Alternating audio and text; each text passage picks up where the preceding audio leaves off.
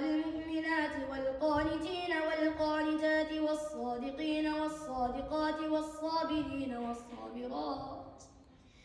والصابرين والصابرات والخاشعين والخاشعات والمتصدقين والمتصدقات والصائمين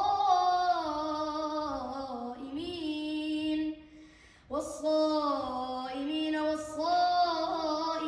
والحافظين فروجهم والحافظات والذاكرين الله كثيرا